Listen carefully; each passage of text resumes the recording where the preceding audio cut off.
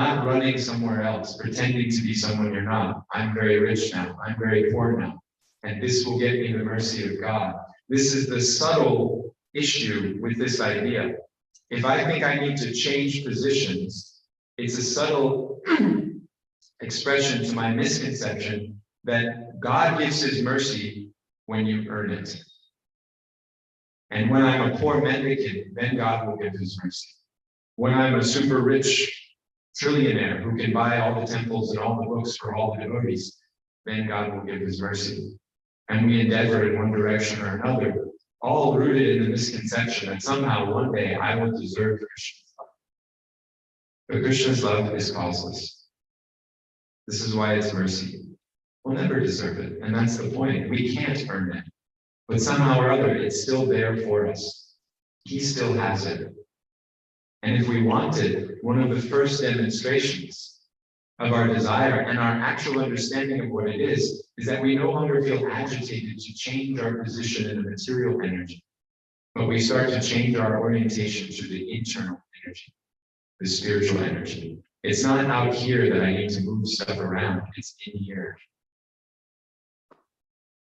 So Swadharmina, you did fine, Mom. And Sri Vishwanath actually gives some insight in his commentary at the beginning of this exchange when Devahuti approaches Kapila, lamenting, I've wasted my life. It's all amounted to nothing, and now death is going to come. What do I do? Kapila, in the text of Prabhupada's translation, he says Kapila slightly smiles. And then Sri Vishwanath Chakravarti Thakur, in his commentary, he says that slight smile is because Kapila is watching the humility of this devotee. We shouldn't think that Devahuti is some actual conditioned kind of confused person. She's the mom of God. Krishna came to her. So Kapila is smiling.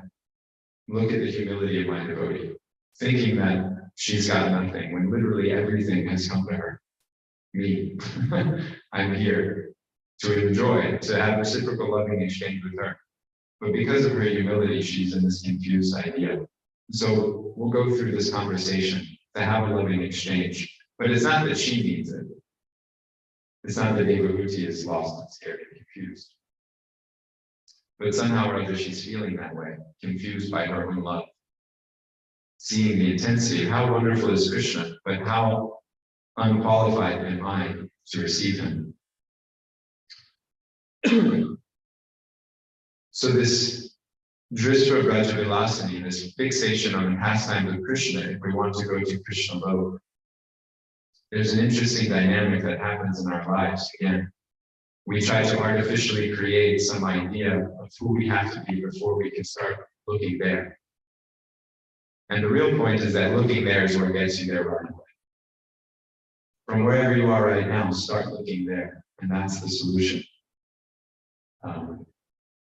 There's a wonderful bhajan. This will be the last thing I'll share, and then I'd like to open it up for any reflections, comments, or by chance questions from the assembled devotees. Lots of devotees I belong hearing from rather than speaking to, so we'll hope that they can come in with some insight.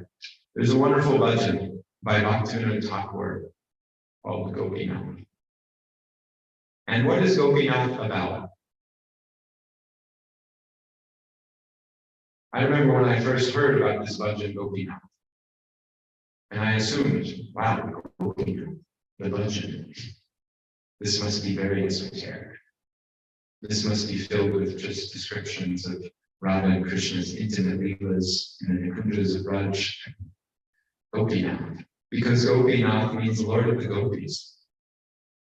And gopis and Krishna, they're romantically interested in one another. And that's something that we tend to kind of shy away from hearing about, waiting to approach. Bhaktivinoda Thakur wrote a whole song, Gopinath, about how fallen he is. How his affliction from the three modes of material nature is not letting him. He's haunted, just like I am, by these modes, and nothing is working to relieve him of his pain. And so in his distress and his pain, who is he approaching? Gopinath. Gopinath. Because it's that splendor, it's that attractiveness, it's that brilliance and beauty of the pastimes of Vrindavan that makes the other stuff we're interested in and attracted to seem insignificant.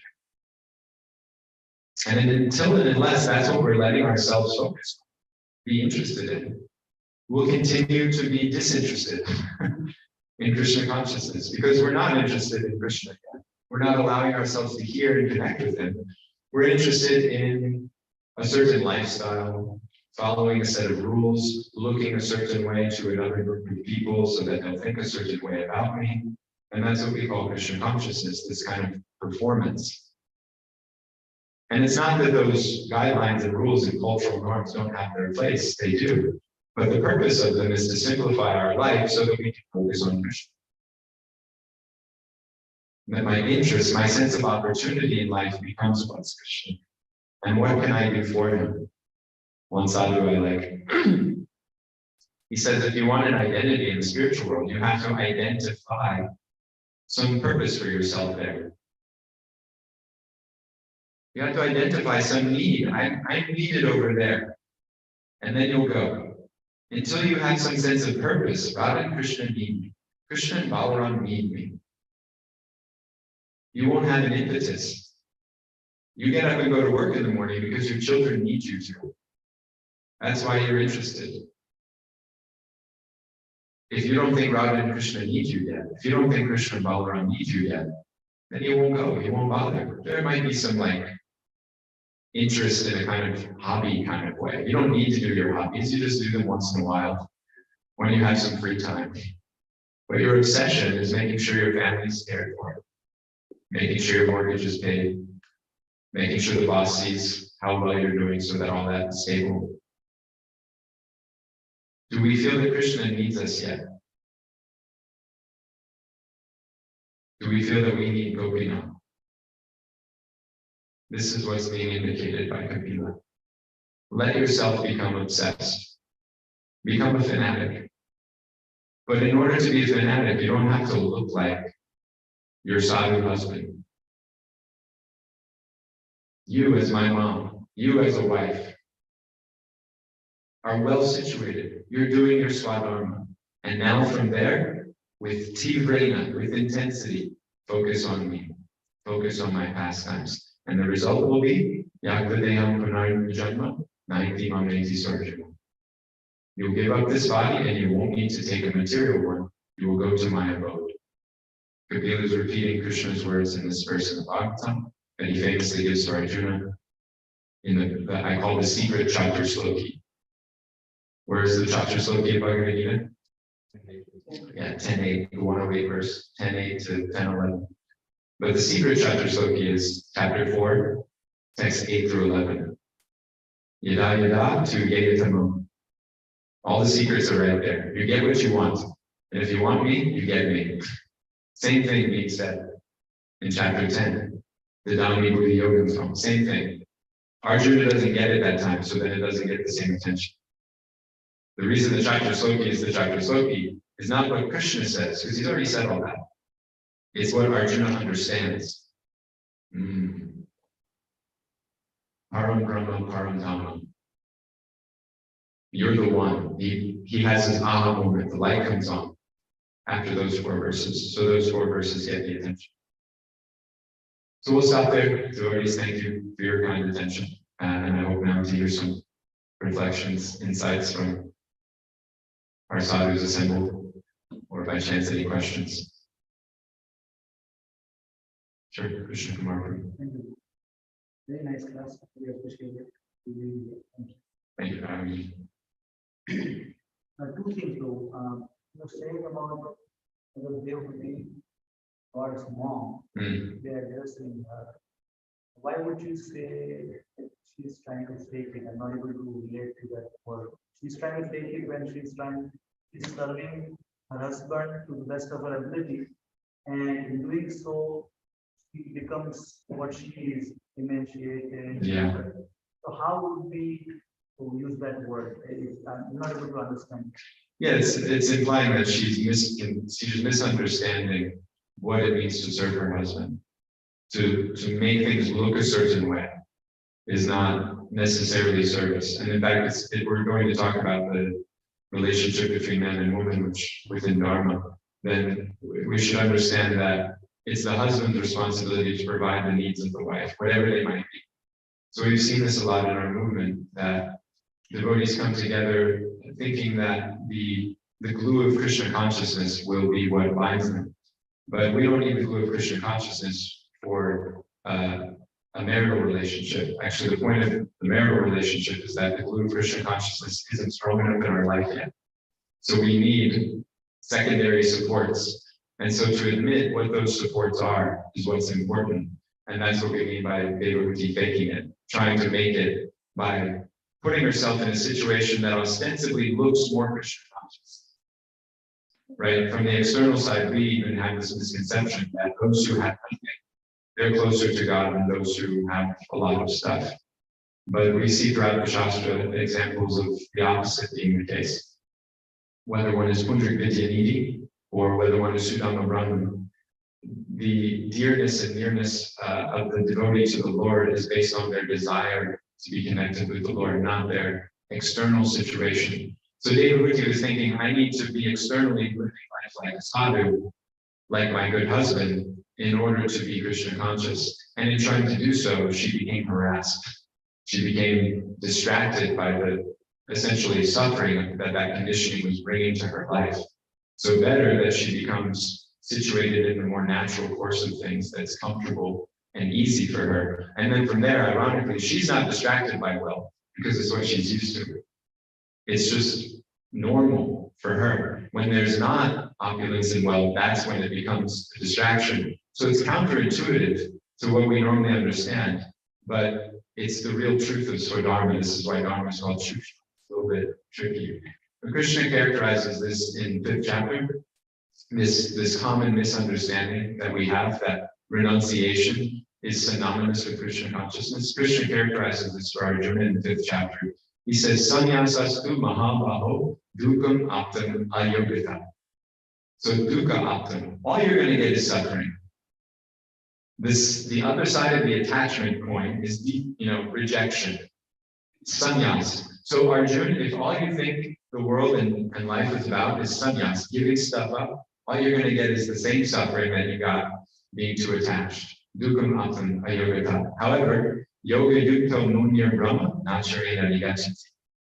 If you're a thoughtful person, a muni, sometimes we're discouraged from being a muni. Prabhupada teases the munis sometimes, they're just speculative. But interestingly, Krishna says, become a muni, like a Narada muni. Become a muni, yoga yukto munya brahma nacharena nigachati. Attain you without delay as soon as you become thoughtful. So this is what we mean by Devahuti having this essentially a stereotyped conception. And her and Kardama both kind of lived into that for a little while until they both realized that this isn't healthy or harmonious, and they both quickly made the needed adjustment. And just like all newlyweds, they usually have some adjustment period. There's the expectation and there's the reality. And so they work to that together. And the fruit of it is that God came into their life in a very direct, literal sense. God didn't come when they were emaciated yogis in the wood. God came to their big mansion floating in the sky. So this is the idea we wanted to bring out. Yes, that's the first point. But if it's natural for you to be a sadhu in the woods, then that's fine. One senior devotee, he gave me very good advice. My second time around, many of you know that I'm now twice married. So the second one is going much better than the first one. One senior devotee gave me some good advice for the second time around. He explained that a young woman will come into the Krishna consciousness movement and look like a very good devotee, like straight out of 1971 back to Godhead. Harinam, book distribution, up and down, jumping, Hari Bol, 27 hours of service a day in the temple. They'll do that. Why? Because it attracts a good husband. That's what the good men want. So that's what the good women present themselves as. However, when they get into a marriage, then something instinctual takes over and they naturally now feel safe to be who they really are, which is a woman. Men go out and preach and distribute books and yell at everybody else that they should do the same. Women, that's generally not their human nature. Once in a while, you have a woman who is kind of oriented that way, that's okay. But most of them are actually uncomfortable doing that. Not that they're bad devotees, it's not that they don't want to serve Prabhupada. It's just that's not their zone of effort. He explained, a young woman, once she's married to a man she trusts, she will need to have the environment she grew up in to feel comfortable and to have children that are happy and healthy. So don't be tricked by whatever she's trying to look like she is. Instead, take the time to look at where and how she grew up. That will be the baseline. So if she grew up with a dad that makes 6 or 7 figures, you better be a husband that can comfortably make 6 or 7 figures. And if she grew up with a dad who was working class and didn't have much, then you can also be working class and don't have much, and that'll be okay. But don't be naive and get yourself into a situation where it makes her very uncomfortable, and then she can't focus on Krishna. So this is why culture makes sure that women never marry down, so to speak, from the material side. They either marry horizontally or vertically, and then that keeps things peaceful.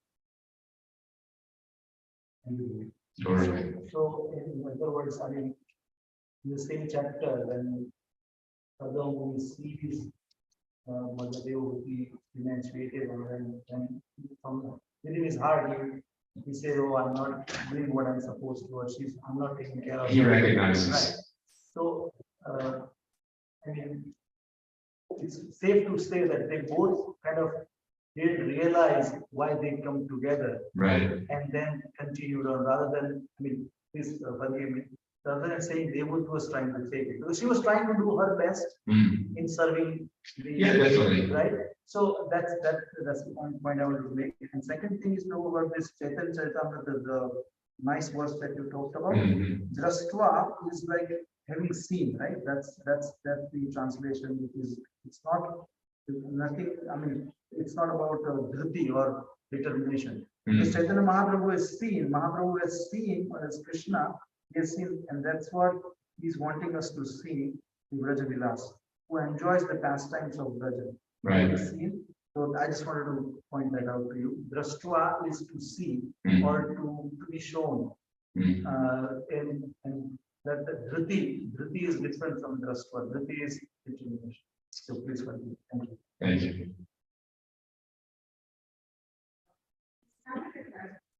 Mentioning Bhagavad realization and also acceptance.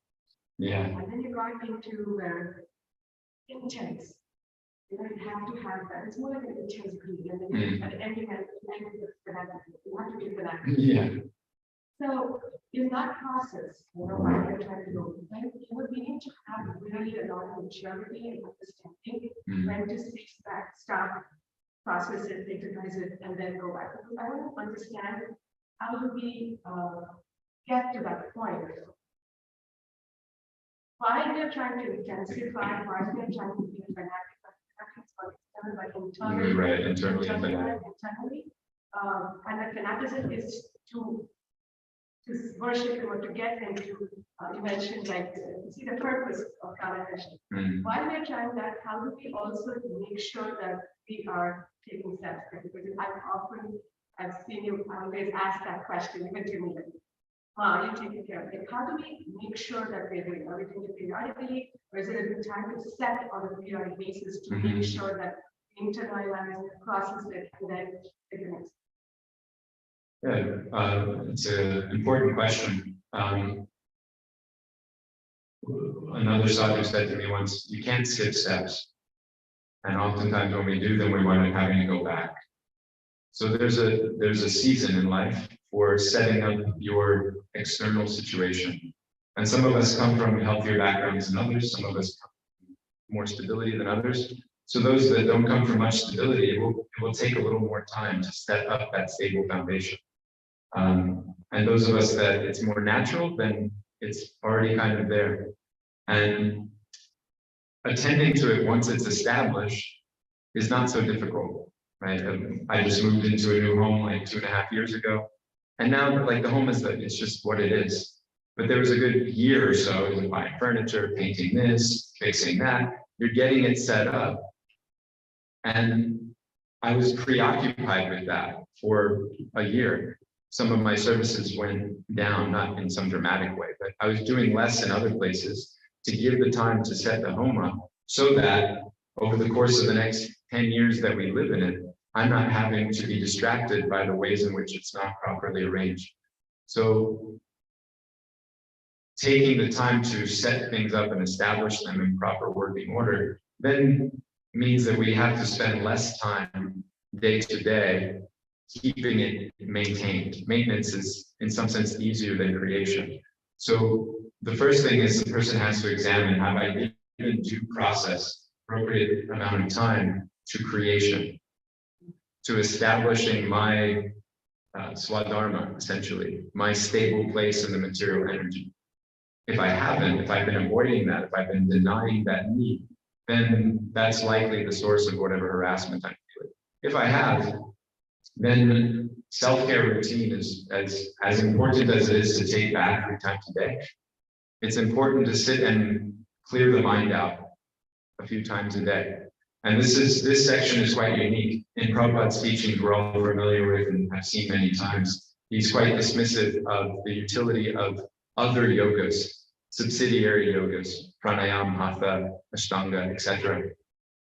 However, in this section, Prabhupada, throughout the 3rd canto, speaks very favorably to the value of doing these things, how it settles the mind, how it creates a sense of ease in the antakarana, which then lets us give attention to Krishna because we're not being harassed by those elements. So find the things that work for you and do them regularly. Give them their due time.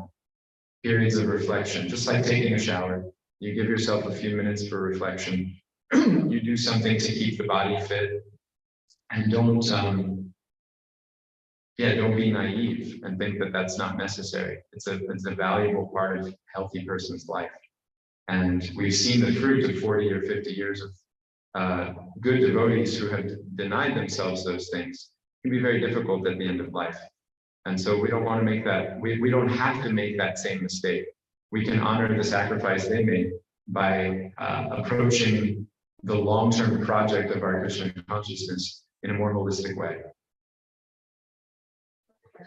Just to confirm understanding, you mentioned about purpose. We need to make sure that understand that Krishna and Radharani have a purpose, Krishna has a purpose, right? And then he said in the mood of Gopinath, in the mood of Kamala. Is my understanding right that yes, there is a purpose, we understand that. However, the need is also ours that, it's more for my purification too. Or is it, it's both, right? It's Krishna. Otherwise, you can get into that Krishna. Yeah, well, who's in more illusion, me or Mother Yashoda? Who's in more illusion, me or Mother Yashoda? I'm in more illusion? I know Krishna doesn't need me. But Mother Yashoda thinks that Krishna needs her. And she believes it. She's in Yoga Maya. We're not talking about quality of illusion, quantity of illusion. Mother Yashoda is in much more illusion than I am. She has no idea where she's God. I have some idea where she's God. The ontological truth is there. So there's a craziness. Sri Vishwanath brings out in Madhurya meeting that when one comes to Asakti, which is the stage just below Baba, then one on this platform of Asakti, they're going to be considered, even by normal devotees, as crazy. There's an illusion in the spiritual world operating in Krishna Loka. And it's actually not even conducted by Yogamaya. It's just the force of their prema. Yogamaya puts Krishna in illusion, and Yogamaya makes arrangements, but the internal sense of identity, I am Krishna's mother. He needs me to feed him. He who's feeding the whole of the creation needs me to feed him. Otherwise, he won't eat. That's just Yashoda Ma's praying. That's giving her that sense. So mamata is how our acharyas Rupa Goswami and Jiva Goswami have described this. We have to develop a sense of mindness, because anyway we have that sense of mindness. We have to start putting it into our relationships with Guru and Gauranga. My Guru, my Mahaprabhu, my service to Radha Gopi Janavallabha. I had this experience at Devasana Mandir way back when I was just first coming, living on Jefferson Street. And I was going to the temple most every day to eat because I was practically homeless and I had no money. And you guys had good food. So I was going every day for lunch. And you know, something started to come to me that I can't put anything in the money box there. So let me try to offer something. Let me try to do something for these people who are feeding me so well.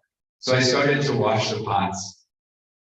And I did it for about 3 or 4 days. I would go to the pot room after lunch and I washed all the pots. Until one day I was there washing the pots and I feel this heavy presence behind me, like Frankenstein or something. And I look over my shoulder and remember Bhakti Claire? Bhakti Claire is standing like this close to me, just leering over me. She's French, she barely speaks English. This is the most she ever said my whole time in Devasana Mandir. This is my service to Krishna.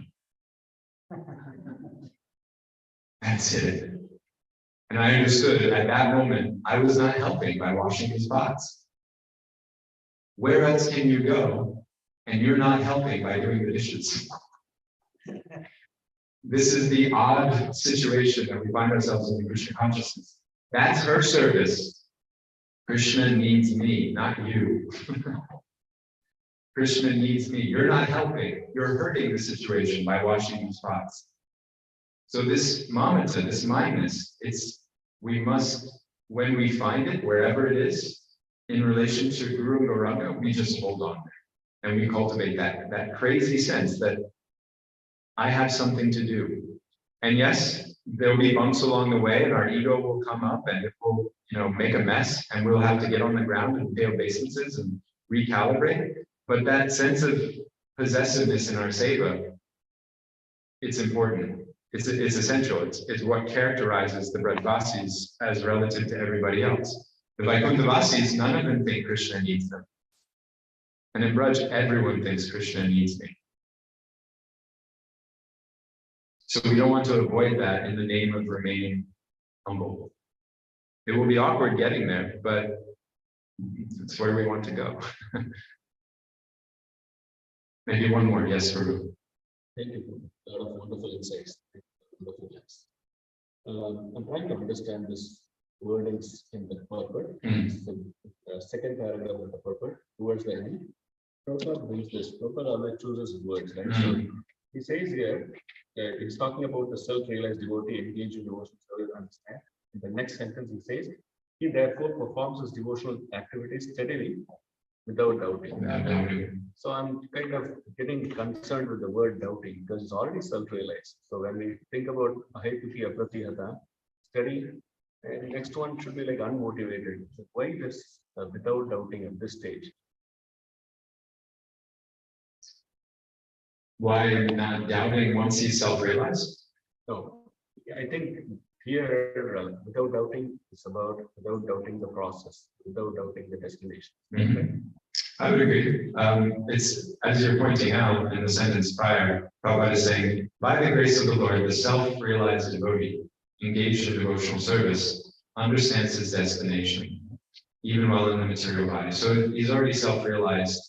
He's Baba, essentially, the Baba Bhakta. And so he's in the material energy, but he's no longer attached or interested in it on any level. And so all doubts have been removed, which is a convenient stage to be at. It's not one that we, at least myself, can relate to very much, but you could say that the phrase without doubting is to indicate for us what will be gone when we come to this place of self-realization, and what remains and gets in the way of our really becoming vigorous right now in our Krishna consciousness. Again, that description, meaning much of the description there from Srila Krishna is the various doubts that we have at the different stages of Krishna consciousness and how those doubts go away. Sometimes those doubts are removed by our effort, and sometimes they're removed by tat prashadena, by the mercy of God. They're just suddenly gone. Srila Bhaktivinoda Thakur talks about the secret to Braj Bhakti. The secret to Braj Bhakti is to understand those anarthas that Krishna removes and those anarthas that we ourselves have to remove. And he says that they are characterized or personified in the various demons that come to Braj. So the demons that Balaram kills, those are the demons who personify things that we have to get rid of. Unsurprisingly, lust, pratishta, the things that we have trouble with. But other demons, they personify voidistic conception. Can any of you tell me the day that voidistic conception went? Do you remember grappling with it deeply? No, it's just one fine day, it wasn't there anymore. That's Mat Prashadena. It's just by the grace of God, suddenly it's gone. I didn't have to worry about it. Now, Pratishta, that's another thing. Right? That's the one we're having to endeavor for. And it's rooted in a doubt. There's a doubt that maybe if Krishna is so famous, what's the fun in it for me? Where's my enjoyment in that? So say a little bit for me. I'll do all the same, but I just a little credit for Krishna. Just a little shout out, right? A little Facebook post about me. That's all, nothing more. So my Guru Maharaj, I was able to ask him this once because I was noticing this starting to happen. We had started the Harmony Collective and we were getting a lot of credit and praise, and devotees are very kind and encouraging for you. So that was happening, and I was starting to feel my enjoyment, right? Taranga Rangini. Goswami said, right? I'm riding the waves of enjoyment in bhakti, and it's not the waves we're supposed to be riding. So I was in the bathroom with my Guru Maharaj, and we were all alone, and so I had the chance to ask him this. I said, Gurudev, I'm noticing this attachment as I do service and it goes well and the devotees praise me and I'm like becoming fixated on that. And so he asked me if I had read Vaishnava K, which is a poem by Srila Bhaktisiddhanta, which he completed the translation of. Jagatak Maharaj completed the translation of. Prabhupada had begun it, and then Jagatak Maharaj completed it. I said, yes, Maharaj. He said, do you remember what Bhaktisiddhanta says about fame? Maharaj. He said, seeking fame in this material energy, Pratishtha, is like seeking the stool of a hog. Now, okay, that's a heavy statement. It just seems, that's gross from any angle. But my Guru Maharaj could see that it wasn't quite registered what is going on there. Then he said, do you know what hogs eat? And then the light went on. Oh, it's like the stool of stool, because Prabhupada in many reports brings it out. And then when you go to India, you actually see this. They clean up the sewers. They have their seva, the hogs. They eat stool. So their stool is the stool of stool. The seeking after fame and this material energy, it's like, what are you going for? So unbecoming of the soul. But we have a doubt. So Prabhupada has indicated that these doubts for a self-realized person have completely dissipated. That's my understanding of the reading, because Prabhupada is saying self-realized soul. So he's not saying progressive sadhaka. He's not saying the practicing yogi. He's saying self-realized soul. Okay. Krishna Krishna. Okay, thank you to devotees. Krishna Bhagavatam Ki Jai. Shri Prabhupada. Voice of the Sun Glories Panchava. Kripa Sindhu Bhaivacha Patitanam Bhavanabhyo Vaishnavebhyo Namo Namaha. HG Dev Madhava Prabhu. Or the outro with you all tomorrow as well.